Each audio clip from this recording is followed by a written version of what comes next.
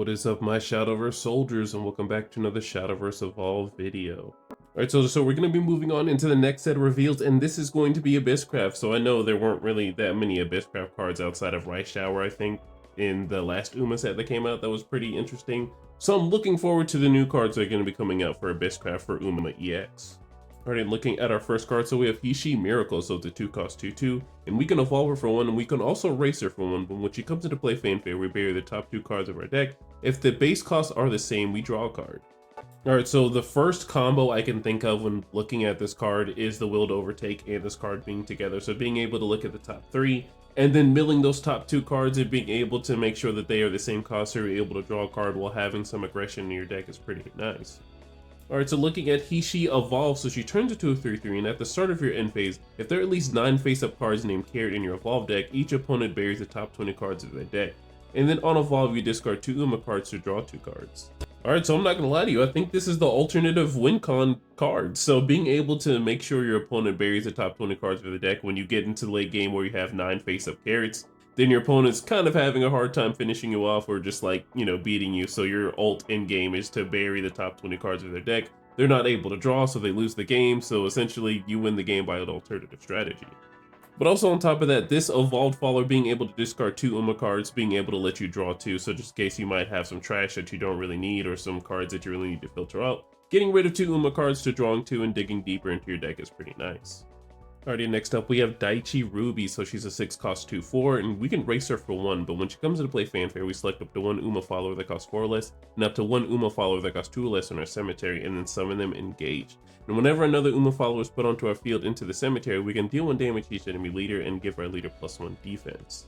Alright, so we have the 3-for-1 special in this card, so spending a total of 6 play points gets you a 4-cost and a 2-cost from your cemetery. They are going to be engaged. So hopefully their fanfares are going to be worth it, or we're going to have a ward on the field, which will be really helpful. But their fanfares are going to go off, and if we have any extra play points, we can use that to, race them so they can have their own race effect, or any of the extra play points that we want to do for throughout the turn. But if those followers do have last words, they will be stacking, because whenever another Uma follower is put into the cemetery, we can ping the enemy leader for 1 while healing us for 1. Alright, next up we have Dora Mente. So she's a 5-cost 4/4. We could race her for 1, but on race you give this follower +1/+1. And if there are at least 10 Uma cards in your cemetery, you can recover 3 play points. But when she comes into play Fanfare, you select enemy follower in the field and destroy it and deal 2 damage to its leader, while giving your leader +2 defense and burying the top 2 cards of your deck. Alright, so this card does a lot. So not only if you are at Uma charge 10, and by the way, I'm going to call the Uma charge 10, because that's how many Uma cards you need in your cemetery. So having the Uma charge 10 is going to allow you to recover 3 play points, so a total of 6 to give you that 3 back. So whatever you want to use those extra 3 play points for, we can be a little more aggressive or be more defensive, however we want to do it. But with this follower's Fanfare, just let alone without the 10 cards in cemetery, we're able to just go ahead and remove a follower off the field, ping the enemy leader for 2 while healing us for 2 and burying the top 2 cards to help us for this on race effect.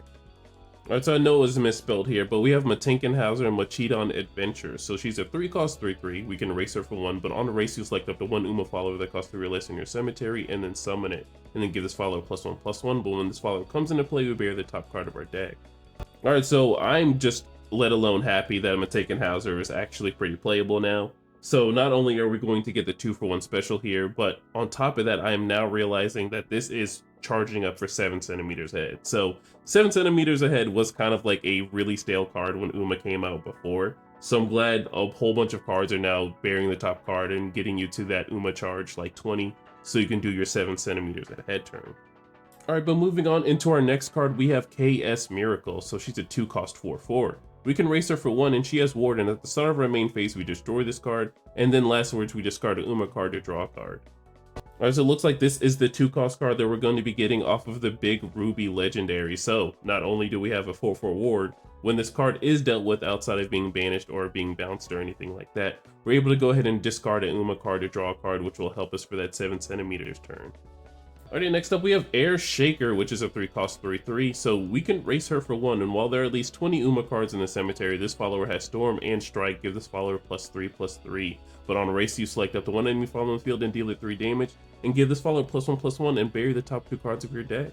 Alright, so it looks like when you're doing your Uma charge and getting Uma charge to 20, you can make this follower a storm and a 6/6 storm on top of that with only 3 play points, which is absolutely insane. And then, of course, if you're going to race it, you can give it that extra +1/+1 by turning it into a 7/7 by burying the top 2 cards of your deck, just in case you might be getting 2 cards out of your cemetery. This will cover your ground on getting those 2 cards out and getting you back to that Uma charge 20. Alrighty, next up we have Manhattan Cafe, which is a 1-cost 1/1, so you can race her for 1, but when she comes to play, you bury the top card of your deck. You can also engage her to bury this card and then select a 2-cost Uma follower in your cemetery and then summon it. You can activate only if there are at least 10 Uma cards in your cemetery.